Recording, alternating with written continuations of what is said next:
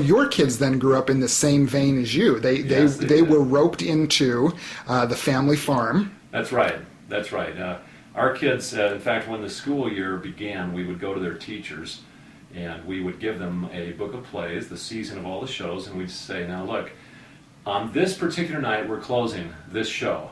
Our kids will be with us most of the night helping do the changeover, because in that day we were stupid enough to close on one day and actually open a new show on the next day, because the demand for the theater was so heavy we didn't dare let one extra night go dark.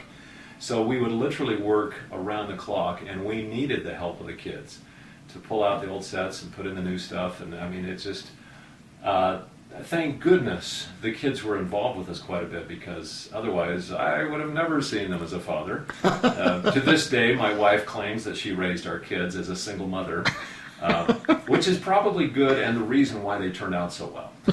They're all exceptionally talented and very, very good people. Now, you had some fun this last Christmas having the next generation of the Hale family on stage. Tell us about that. Yeah.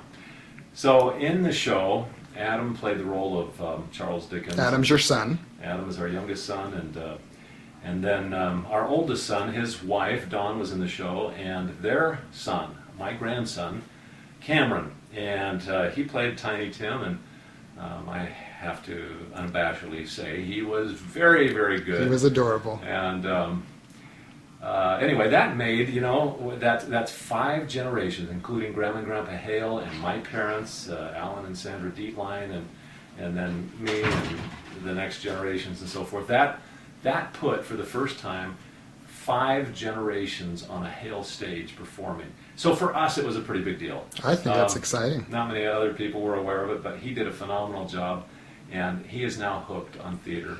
And you're talking about the third theater in California. The one on Orange Street. The one on Orange Street. And prior to that, there were 2 other theaters. For a period of time, because those shows were drawing so many people, they actually were running 3 different theaters, all within the same city. And very, very busy, very crazy time.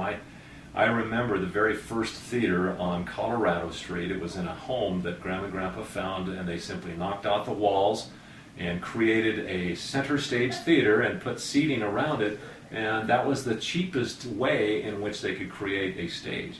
And so thus was born the idea of doing center stage theater, or as some people know it, arena stage. Mm-hmm.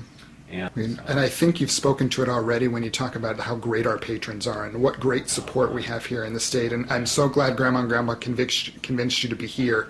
Nothing against Pocatello, but I wouldn't have been there in Pocatello. But the thing that is interesting to me is kind of coming full circle. One time in the past, the family had 3 different stages running because the demand was so high. And here we are again with demand so high, so many people so supportive and helpful and aching to come in and see what we produce, that we're hoping to expand and get us some more seats. Yeah, absolutely. When we started in South Salt Lake, we had 220 seats. And that little theater, again, filled up very, very quickly, a year and a half into it. We knocked out the south wall of the building. We added a bunch more seats so that we went up to 350. And then we even found a way to put in another 37 seats over the lobby area. It was a very awkward space, but it worked, and we went up to 387 seats total. That wasn't enough, because on a continual basis we were having to tell patrons we were sold out to help build the current theater in West Valley City. And it didn't take too many years before the 530 seats was full, and continued operating that way until Michael Fox really pushed the idea that we needed to add another row of seats, and so we did, and that added another 83 seats. So this seating capacity in West Valley City here at the theater is 613 seats, and since 2004 we've been filled. It's a wonderful thing to see the support of the patrons, not only here in the Salt Lake Valley, but we have season ticket holders in all of the surrounding states, 24,000 almost, right, which is incredible. And in fact, last year there were tickets purchased from 45 of the 50 states, and even 5 different provinces in Canada. Excellent. Which is amazing. So it is amazing. It's fun to see the support of patrons and the impact that it has on people. Well, we're coming up on the 30th anniversary season here in Salt Lake, so we hope everybody joins us. And here's to 30 more, Mark. Thanks. Thank you very much, and to any of you watching this who are involved personally at the theater, thank you sincerely from the bottom of our hearts.